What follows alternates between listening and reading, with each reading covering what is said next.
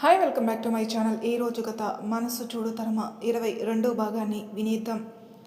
అలా బృంద మీరాలు ఎటు వెళ్తే అటు వాళ్ళని ఫాలో అవుతూ వాళ్ళ రూపాన్ని కళ్ళల్లో వాళ్ళ అల్లరిని మనసులో ముద్రించుకుంటున్నారు. కానీ వాళ్ళకేం తెలుసు, అది కొద్దిసేపు అది మాత్రమే అని. ఆల్రెడీ జరగాల్సిన నష్టం జరిగిపోయిందని. దేవ్ ఊరికి వచ్చే ముందు బృంద మిస్సింగ్, తనతో పాటు ఫైల్ కూడా. కానీ దేవ్ దాని సంగతే మర్చిపోయాడు. సారీ వదిలేశాడు దాన్ని. ఆ ఇన్ఫర్మేషన్ అంతా తన దగ్గర సేఫ్గా ఉందని. కానీ ఆ ఫైల్ని అడ్డు పెట్టుకుని బృందేవ్లని విడగొడతారని ఎవరికి మాత్రం తెలుసు. బృందాని మహేంద్ర గారు దేవ్ధన్ గొడవ నుంచి తీసుకొచ్చాక అక్కడే బృంద మర్చిపోయిన ఫైల్ని చూశాడు దేవ్ధన్.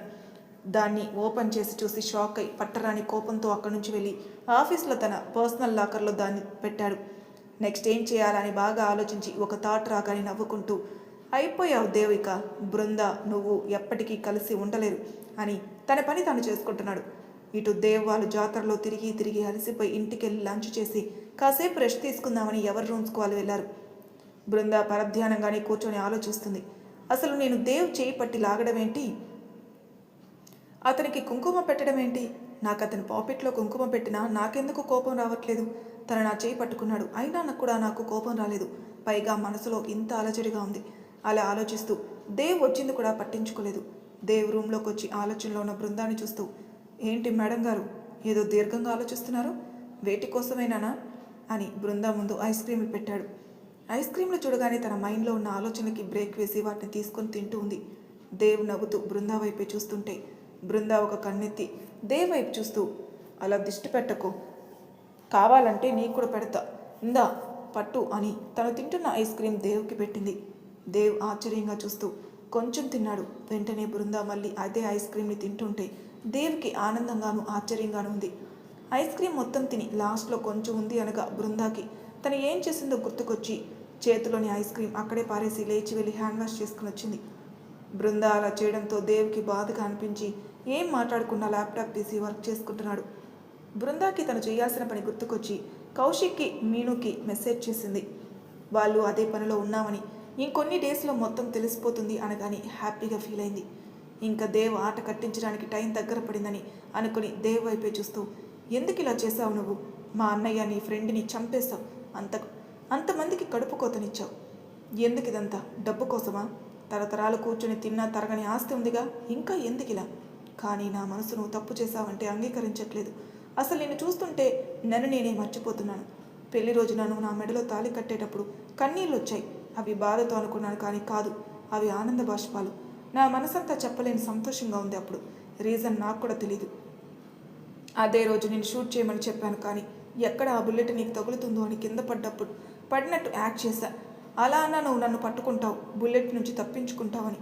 నీకు అనస్థీషియా ఇద్దామనుకున్నాను, ఇచ్చేసాను కూడా నువ్వు నన్ను పట్టుకున్నప్పుడు. కానీ నేను ఆలస్యం చేశాను, అప్పటికే నీకు బుల్లెట్ తగిలింది. ఒక్క క్షణం నా ప్రాణం పోయినట్టు అనిపించింది.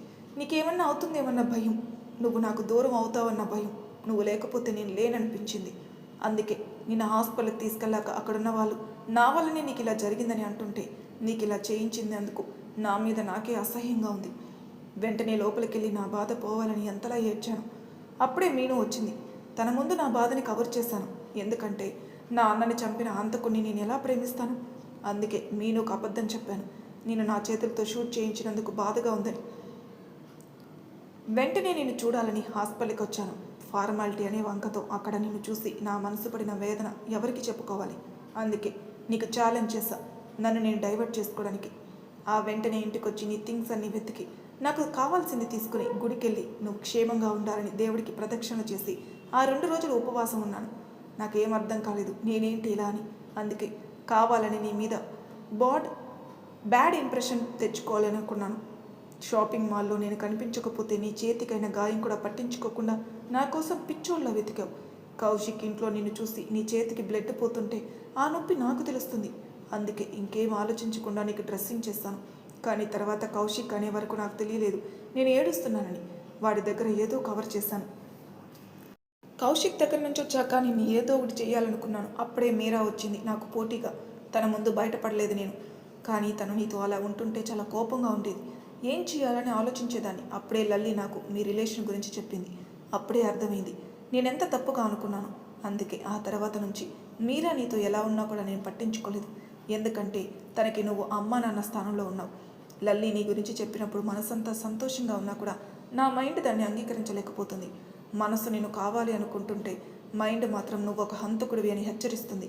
నేను దేని మాట వినాలి? అప్పుడే జగత్ వచ్చాడు.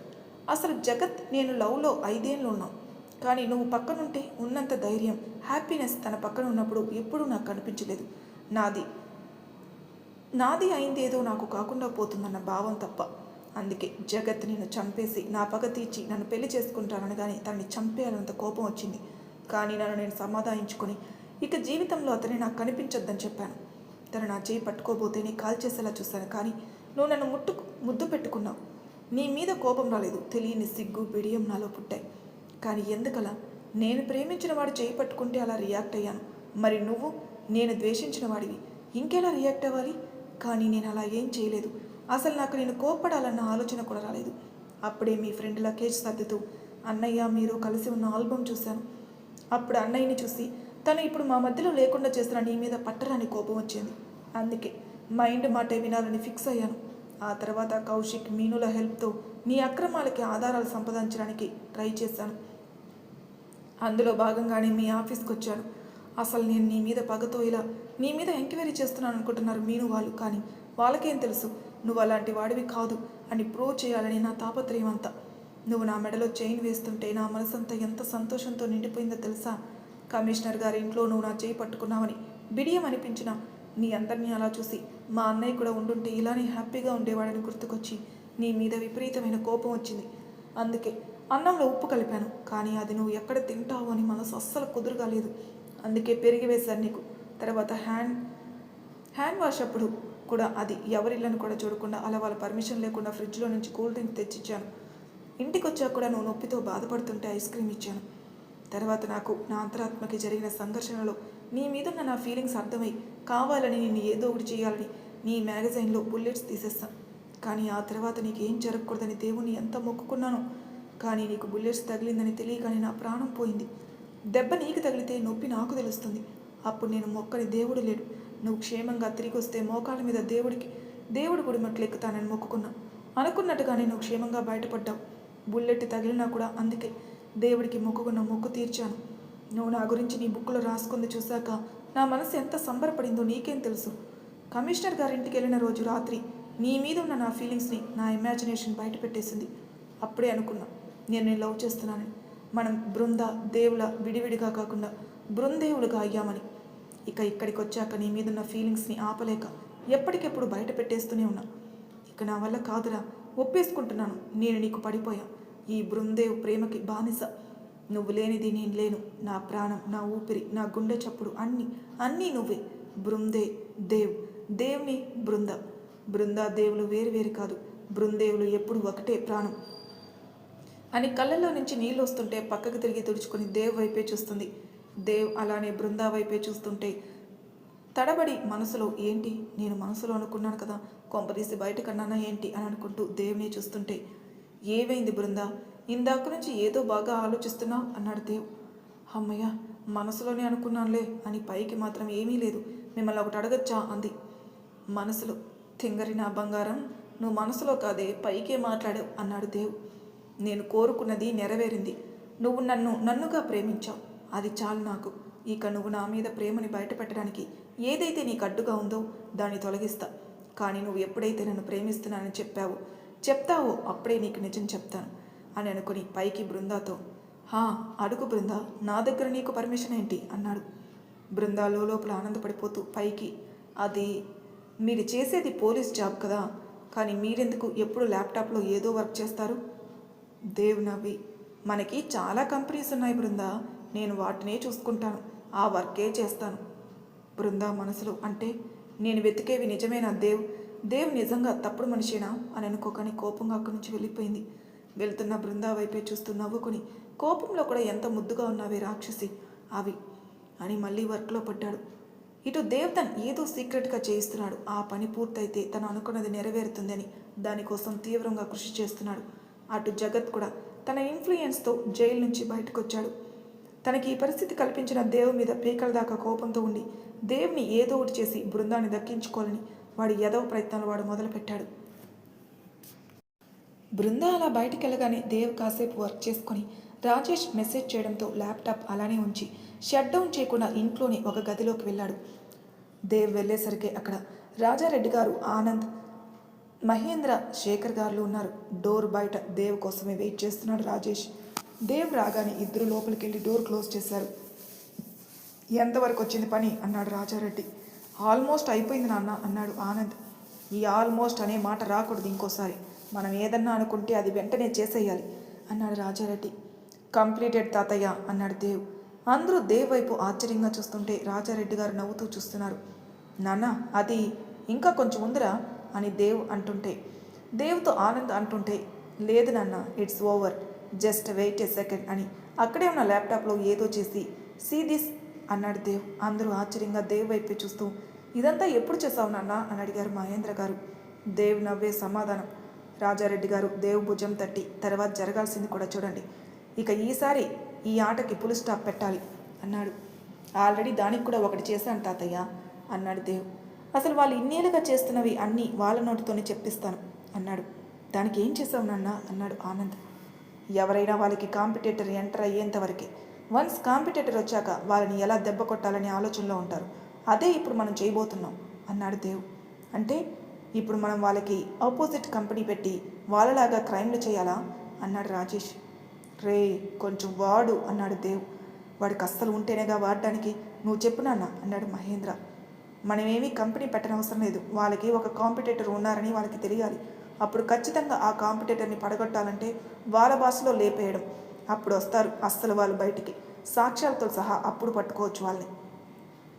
సో ఇప్పుడు ఒక ఫేక్ కంపెనీ ప్రొఫైల్ క్రియేట్ చేయాలి అన్ని పర్మిషన్స్తో అన్నాడు ఆనంద్.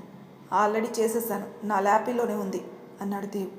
ఈ అక్రమాలకి సాక్ష్యాలు ఓకే, మరి వాడు మనకి చేసిన దానికి వాడికి ఏ శిక్ష లేదా అన్నాడు రాజేష్. చిన్న వాడు వీడేంటి, అతను నీకు తాతయ్య అన్నాడు మహేంద్ర. తాతయ్య అలా ఎప్పుడైనా ఉన్నాడు అతను? ఎప్పుడు మన మీద పడి ఏడవడం, మనల్ని ఏదో ఒకటి చేయాలి అనుకోవడం. అసలు అన్నయ్య మనకి ఇన్నేళ్ళు దూరం కావడానికి కారణం అతను కాదా? మన హిందూ తల్లిదండ్రులు లేని దానిలా ఉండడానికి కారణం అతను కాదా? సొంత కొడుకు కోడల్ని చంపేశాడు. అలాంటి అతన్ని ఇంకా గౌరవంగా చూడాలా అన్నాడు రాజేష్.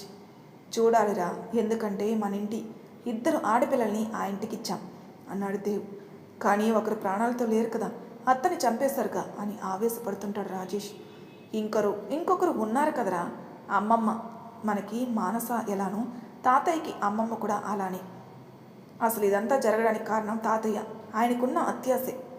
అందరూ కొన్నేళ్ల వెనక్కి వెళ్ళారు. మనం కూడా వెళ్దాం పదండి. రాజారెడ్డి గారి నాన్న విజయసింహారెడ్డి గారు, అమ్మ రుక్మిణి గారు. వాళ్ళకి రాజారెడ్డి గారు కాకుండా ఒక ఆడపిల్ల, తనే రాగిణి. రాజారెడ్డి గారికి 16 ఏళ్ల వయసులోనే సులోచన గారితో పెళ్లి చేశారు. తర్వాత రాగిణి గారిని కూడా అదే ఊరిలో కేశవరెడ్డి అనే అతనికిచ్చి పెళ్లి చేశారు. రాజారెడ్డి గారికి ఆనంద్ పుట్టాడు. తర్వాత కొద్ది రోజులకే విజయసింహారెడ్డి గారికి అంటే రుక్మిణమ్మ గారికి చనిపోయారు. అది హత్య అనుకున్నారు అంతా, కానీ చేసింది ఎవరో తెలియలేదు. తర్వాత రాజారెడ్డి గారికి మహేంద్ర పుట్టాడు. కేశవరెడ్డి గారికి నాగిరెడ్డి గారు పుట్టారు. అందరూ కలిసి ఒకే ఇంట్లో ఉండేవాళ్ళు. కేశవరెడ్డి గారికి అత్యాశ ఎక్కువైనా చెల్లెలి భర్త కాబట్టి ఏమనేవారు కాదు రాజారెడ్డి గారు. కేశవరెడ్డి గారికి మోహన్, సురేష్ ఇద్దరు పుట్టారు. ఆ తర్వాత రాజారెడ్డి గారికి కవలలు సబిత, శేఖర్లు పుట్టారు. ఆ తర్వాత కేశవరెడ్డి గారికి ఒక అమ్మాయి సంతానం. మొత్తంగా కేశవరెడ్డి గారికి 3 అబ్బాయిలు, 1 అమ్మాయి. రాజారెడ్డి గారికి 3 అబ్బాయిలు, 1 అమ్మాయి. అన్ని విషయాల్లో ఎలా ఉన్నా కూడా పిల్లల విషయంలో మాత్రం కేశవరెడ్డి గారు ఏం తేడా చూపించరు. అందరినీ సమానంగా చూసేవారు. చూస్తుండగానే పిల్లలు పెద్దవాళ్ళు అయ్యారు. ఆనంద్ గారికి సురేఖ గారితో పెళ్లి చేశారు. కేశవరెడ్డి గారికి వారి అమ్మాయిని, మహేంద్ర గారికి సబితాని నాగిరెడ్డి గారికి ఇచ్చి చెయ్యాలని ఉండేది. కానీ మహేంద్ర గారు తన మేనమామ కూతురైన కవితని ఇష్టపడడంతో తననే పెళ్లి చేశారు. కేశవరెడ్డి గారు బాధపడినా శేఖర్ ఉన్నాడు, అతనికి ఇవ్వచ్చులే అని ముందు సబిత, నాగిరెడ్డిల పెళ్లి చేశారు. తర్వాత శేఖర్ గారిని పెళ్లి విషయమై అడిగితే తాను ఒక రేవతి అనే అమ్మాయిని ఇష్టపడుతున్నట్టు ఆమెనే చేసుకుంటానని తేల్చి చెప్పడంతో రేవతితోనే శేఖర్ పెళ్లి చేశారు. కానీ కేశవరెడ్డి గారికి మాత్రం పట్టరాని కోపం వచ్చింది. అప్పటి నుంచి తన వక్ర బుద్ధిని బయటపెట్టడం స్టార్ట్ చేశాడు. ఆ ప్రాసెస్లోనే మోహన్కి ఒక మంచి సంబంధం చూసి పెళ్లి చేశారు. తన కూతుర్ని మోహన్ బావమర్దికిచ్చే చేశారు. అంతను మంచివాడు కాదు అని రాజారెడ్డి గారు చెప్పినా వినకుండా పంతం కొద్దీ ఆ పెళ్లి చేశారు. తర్వాత ఆ వచ్చిన అల్లుడితో కలిసి సైడ్ బిజినెస్లో స్టార్ట్ చేశాడు. అది తెలిసి రాజారెడ్డి గారు నిలదీయక ఆ గొడవ పెద్దదై ఆ ఇంటి నుంచి తిరిగి వాళ్ళ ఇంటికి వెళ్ళిపోయారు కేశవరెడ్డి గారు. పుట్టిల్లు దూరమైన మేనత్తనే అమ్మల సబితకి రాగిణి గారు బాగానే చూసుకునేవారు. కేశవరెడ్డి అతని అల్లుడితో కలిసి చేస్తున్న అక్రమాలు నాగిరెడ్డి గారికి నచ్చక సాక్ష్యాలతో వాళ్ళని పట్టించాలనుకున్నాడు. కానీ ఆలోపే వాళ్ళకి అన్యాయం చేసి సొంత కొడుకు కోడల్ని అతి కిరాతకంగా చంపేశాడు. అది తెలుసుకున్న ఆయన మరొక కొడుకు వాళ్ళందరికీ దూరంగా వచ్చేస్తాడు. అప్పుడే ఆనంద్ సురేఖలకి దేవు పుట్టాడు. దేవు పుట్టుకతో ఆనంద్ గారికి బాగా కలిసొచ్చింది. బిజినెస్లన్నీ పెరిగాయి. తర్వాత రాజేష్ పుట్టాడు. దేవ్ పుట్టుకతోనే బాగా కలిసి రావడంతో కేశవరెడ్డి గారికి అది నచ్చలేదు. దేవ్ కంటే ముందే తనకొక మనవడు పుట్టాడు. కొన్ని రోజుల తేడాతో, కానీ అంతగా ఏం కలిసి రాలేదు. అందుకే తేడా ఏంటా అని ఆ జిల్లాలోని బాగా పేరున్న ఒక జ్యోతిష్యుని కలిశాడు. అతను దేవిది మహారాజా జాతకమని, పట్టిందల్లా బంగారమని, ఇతను ఏ పని అనుకున్నా కూడా అది ఎటువంటి ఇబ్బంది లేకుండా పూర్తి చేయగల సత్తా ఉన్నవాడని చాలా చెప్పారు. అంతా విన్న తర్వాత కేశవరెడ్డి గారికి దేవ్ అలా మహారాజులా బ్రతకడం ఏమాత్రం నచ్చలేదు. అందుకే దేవుని చిన్న వయసులోనే చంపేద్దామనుకున్నాడు. విషయం తెలిసిన రాజారెడ్డి గారు ఇంకో విషయం కూడా తెలుసుకున్నారు. దేవ్ జాతకం ప్రకారం తను పుట్టిన 16 ఏళ్ల వరకు కూడా తన తల్లికి దూరంగా ఉండాలి, లేకుంటే తల్లికి ప్రాణగండమని. అందుకే రాజారెడ్డి గారు ఒక నిర్ణయానికి వచ్చారు. దేవుని దూరంగా ఉంచి చదివించాలని. కానీ అందుకు ఇంట్లో ఎవరూ ఒప్పుకోలేదు. అలా దేవ్ 2 ఏళ్ల వయసులో ఆనంద్ గారు బిజినెస్ మీటింగ్ కోసమని సిటీకి వెళ్తూ సురేఖ దేవుని కూడా తీసుకెళ్లారు. వాళ్ళ కారుకి యాక్సిడెంట్ అవుతుంది. అది చేయించింది కేశవరెడ్డి. ముగ్గురికి పెద్ద దెబ్బలు తగలలేదు, కానీ స్పృహలో లేరు అంతే. విషయం తెలిసిన రాజారెడ్డి గారు వాళ్ళకి స్పృహ రాకముందే దేవ్ని శేఖర్ గారికిచ్చి అందరికీ దూరంగా అన్ని కష్టాలు తెలిసేలా పెంచమని ఆశ్రమంలో వదిలిపెట్టి రమ్మని చెప్పారు. ఆనంద్ సురేఖలకి బాబు తప్పిపోయాడని అబద్ధం చెప్పారు. ఇంట్లో అందరికి కూడా అలానే చెప్పారు. శేఖర్ గారు అలానే దేవుని ఆశ్రమంలో జాయిన్ చేశారు. దేవ్ పెద్దయ్యే కొద్దీ ఒక విజిటర్లా వచ్చి చూసిపోతుండేవారు శేఖర్ గారు. అలా దేవ్ ఇంటర్ అయిన తర్వాత తన తల్లికి ఉన్న ప్రాణగండం కూడా తొలగిపోవడంతో దేవ్కి అసలు విషయం చెప్పమన్నారు రాజారెడ్డి గారు శేఖర్ గారిని. అలాగే అని దేవ్కి మొత్తం చెప్పేశారు శేఖర్ గారు. కానీ దేవ్ ఇప్పుడిప్పుడే ఇంటికి రానని చెప్పేశాడు. అందుకు మొదటి కారణం మీరా, మరో కారణం తను లైఫ్లో సెటిల్ అయిన తర్వాతనే ఆ ఇంటికి వెళ్ళాలని. అదే విషయం శేఖర్ గారు రాజారెడ్డి గారికి చెప్పారు. ఆయన కూడా మనవడి ఆలోచనకు ఒప్పుకున్నారు. కానీ వాళ్ళు ఈ విషయాలు ఏవి ఇంట్లో వాళ్ళకి తెలియనివ్వలేదు. అందుకే బృందాకి రాజారెడ్డి గారు, మీరాకి దేవ్ ఓన్లీ తప్పిపోయాడని మాత్రమే చెప్పారు. అన్నీ గుర్తుకు తెచ్చుకొని అందరి కళ్ళల్లో నీళ్లు నిండిపోయాయి. అందరూ కాసేపటికి తేరుకొని ఏం చేయాలో మాట్లాడుకొని ఎవరి రూమ్స్కి వాళ్ళు వెళ్ళిపోయారు. మరి తర్వాయి భాగంలో ఏం జరుగుతుందో నెక్స్ట్ ఎపిసోడ్లో తెలుసుకుందాం. అంతవరకు నా ఛానల్ సబ్స్క్రైబ్ చేయని వాళ్ళు ప్లీజ్ సబ్స్క్రైబ్ చేసుకోండి. Thank you for listening.